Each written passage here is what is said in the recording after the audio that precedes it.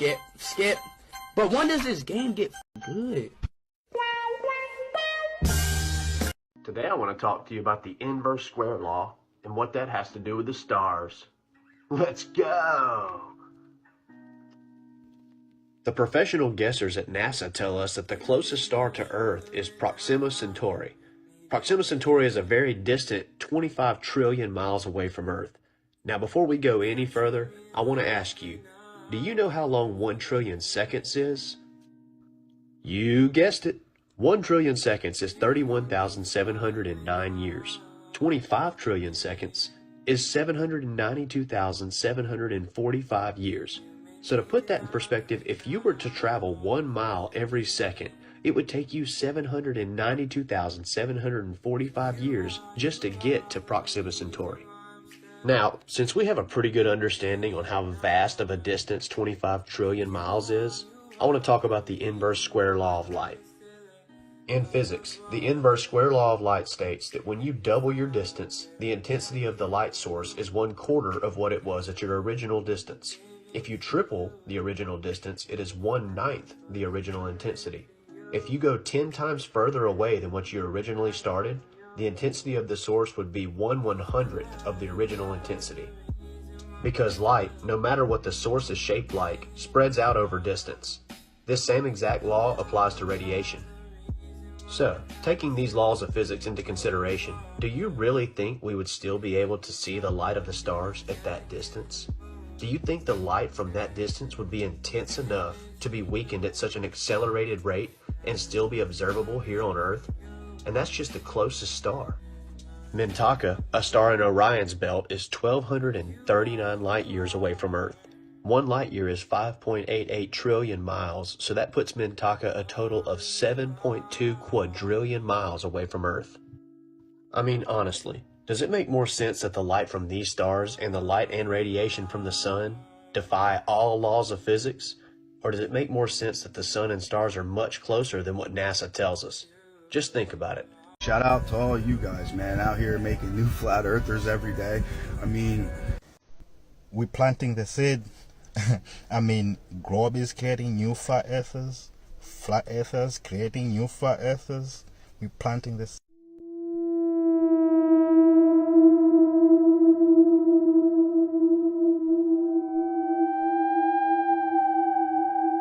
Alright, y'all are not gonna believe this. This is Wernher von Braun, known as the father of NASA.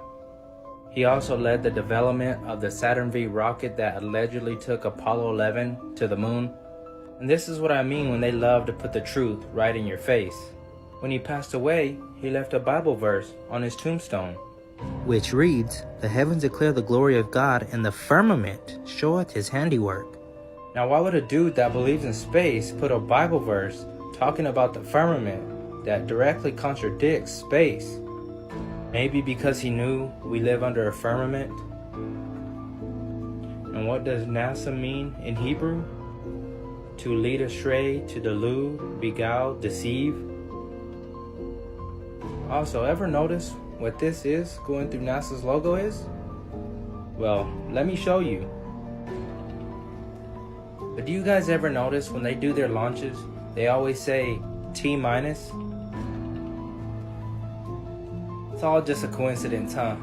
Look, I just want you to imagine, okay? Let's say your dream is to be an astronaut. Then you go to a fancy school, universities, college, buying and reading books that is thicker more than your life story. And all they thought, Earth is globe. That you can fly, run, or even spit on the moon. Like a kid playing on a sand pit. Then you graduated, even took up master's degree, just to be out there calling space. But the space you end up with is this: a space of studio unit for making movies. Let's say you study for all your life with this wrong infos and end up being a paid actor, pretending and act floating on a space studio with a tinfoil and duct tape beside you.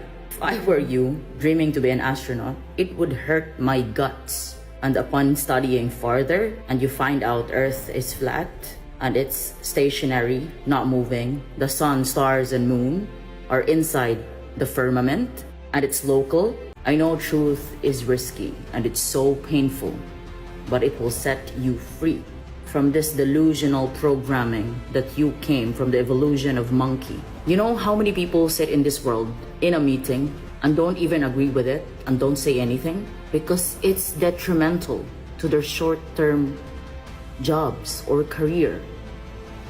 All of them, obviously, or crying about dinosaur stories that they die because of the asteroids. And right now they put another news that we have another asteroid hitting or will hit Earth, a sun that has flares, hot, boiling, burning. Our real sun is magnetic, okay? It doesn't burn. That's mostly the source of our energy. So there's no need it to be burned or burning. You know what burns? And let us be the same as in the microwave, the sun simulator. That shit really burns. You've seen it with your own eyes. Sometimes there's two suns, sometimes different colors, sometimes different shapes even. And all the foods that we are eating can be now printable. It is cray-cray, but it's truth. Yo! Oh, I dare you to say I ain't tell your ass. Oh, you definitely done told they ass. You know how everybody's been saying that the sun feels different? Like, it just feels off. The sun feels stronger, the heat, all of that just feels stronger, right? Well, look at this company, ITER, I-T-E-R, which is an international nuclear fusion research and engineering mega project aimed at creating energy through a fusion process similar to that of the sun. I'm gonna let that sink in for a second for y'all if you don't know what that means. I'll let it register. Oh, and I bet you're thinking, oh, that's the thing that happened in China, right? Well, China ain't the only country. Let's look at all the countries that are involved. Boom! So as you can see here, ITER is a tokamak machine capable of generating large-scale nuclear fusion reactions, known as the world's largest artificial sun. Oh, and not only that, can you look at the countries that is jointly involved together?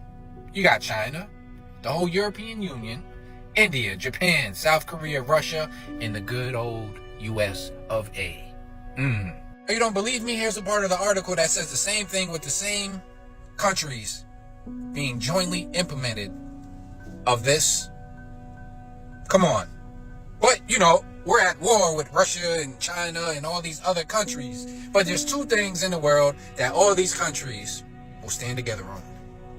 That's keeping the Antarctic ice wall from being trespassed, not allowing anybody to go beyond a certain point. And now we got all these countries that are supposed to be warring with each other. And mind you, this was initiated in 2006, 2007 about an artificial sun. And now, by me questioning and noticing what other people are noticing, that the sun feels different, could this actually be what's in the sky right now? I beg that question for you guys to answer and leave in the comments below. Peace and one love. In this footage, I will show you the sun as it exchanges tracks. What seems to be cloud formations under the sun are actually a track system. Watch carefully. Pay attention to the lower cloud formations. Don't worry if you can't see it. You will before the end of this video. When the sun gets to this point, it makes a track exchange. After the sun makes the exchange, it carries on its path using the track to the right.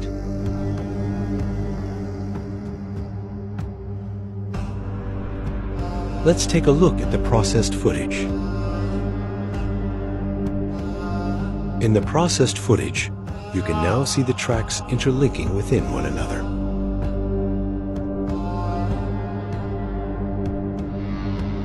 The selected area is a vector track that is clearly visible. This is the track that the sun makes the exchange to.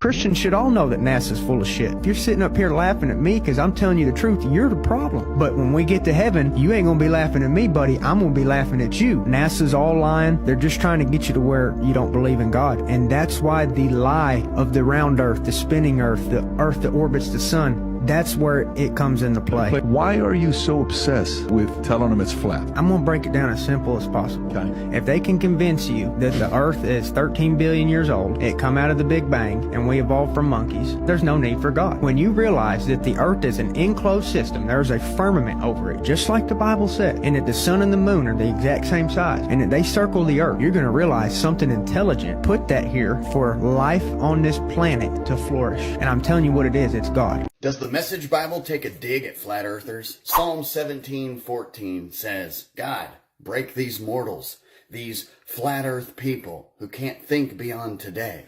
That sounds derogatory right here in the Message Bible translation. But wait just a second. In every other translation, it just says, men of this world, men of the world, those who look to this world for reward. So, in the Message Bible, it could have been just a descriptive word. If they're thinking of the world, everyone back in Bible days knew the earth was flat. So these flat earth people. So in a roundabout way, hey, thank you, Message Bible. You were a little more descriptive. Because if we're being honest, we all know that back then, everyone knew the earth was flat. And somehow every culture knew that they had a firmament. Back then, flat earth people were just earth people.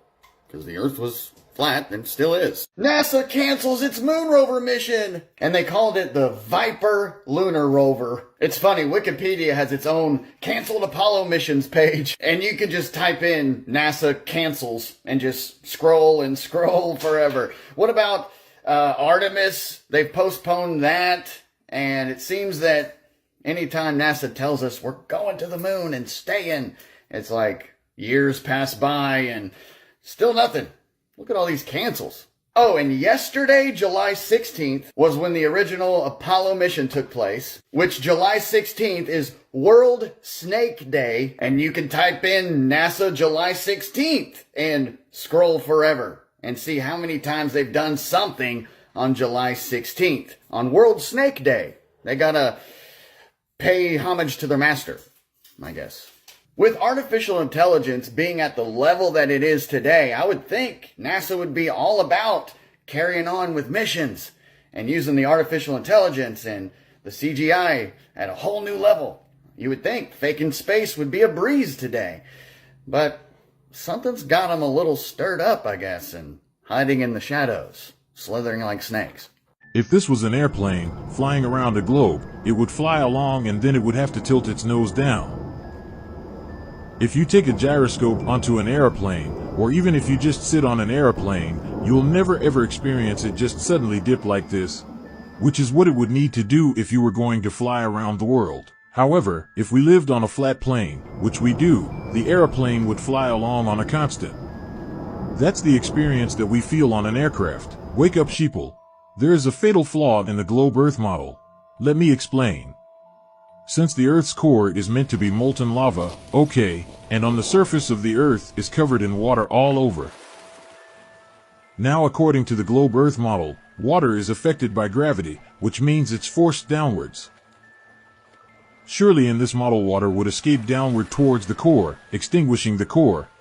If this isn't proof that the globe Earth model is utter nonsense, I don't know what's going to convince you. If the Earth was a globe, then trees would grow vertically upwards.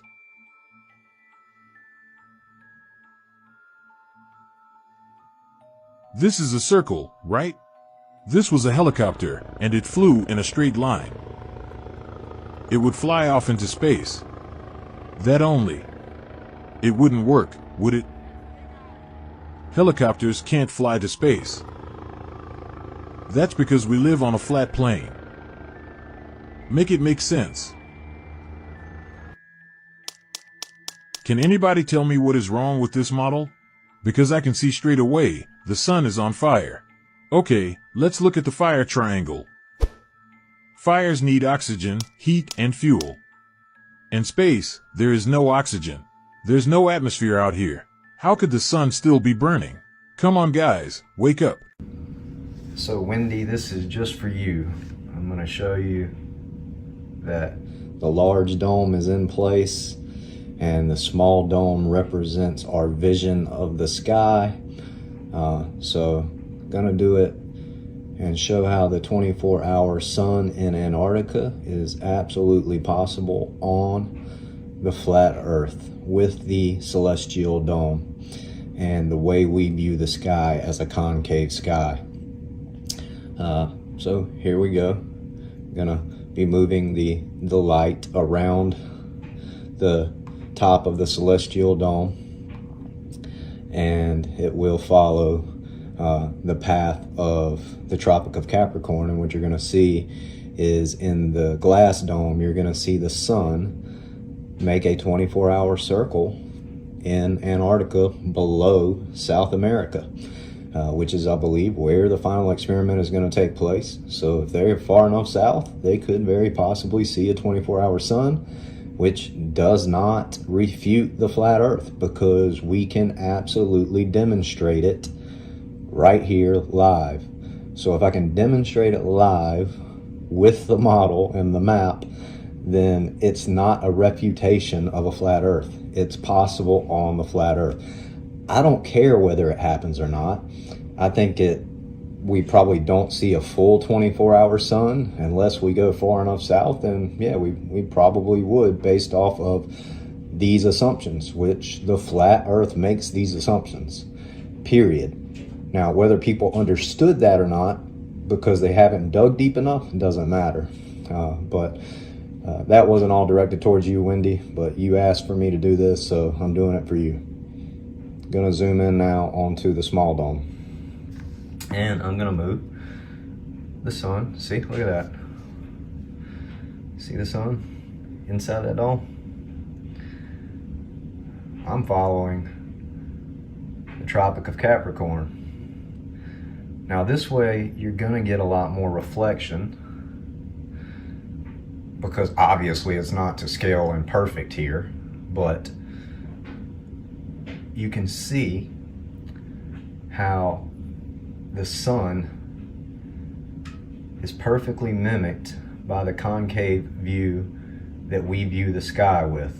Because of the celestial dome and the way we view the sky, you could very possibly get a 24-hour sun circling the horizon in Antarctica.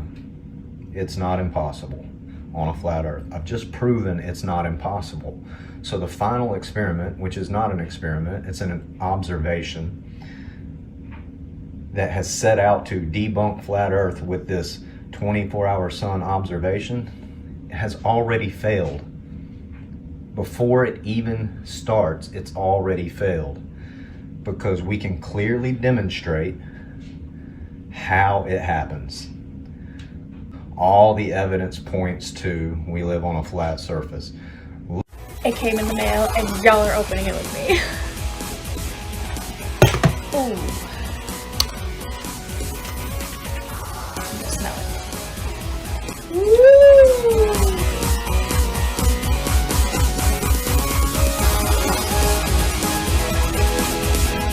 Here we go. The flat Earth map dates back over 1,000 years. This map is credited to being created by a Persian astronomer. His name was Al-Biruni, and he lived between 973 AD to 1048 AD. It's the official map of the United Nations and also the United States Geological Survey. It used to be present in many places before the creation of NASA and the Antarctic Treaty in 1959. Here you see it with Admiral Byrd. This map has been restored by Dmitry from Russia with suggestions of mine, Eddie Alenkar. Known by my YouTube channel Flat Earth Banjo, I asked Dmitry to include the Bermuda Triangle and Point Nemo, a place deep in the Pacific where NASA buries rockets. Then Robert Tozzi, a professional mapmaker, came along and enhanced the map even more. There are many people now selling this map online, but if you could order it from my online store, I would greatly appreciate it. Visit my online store now and order one of the items, I humbly thank you.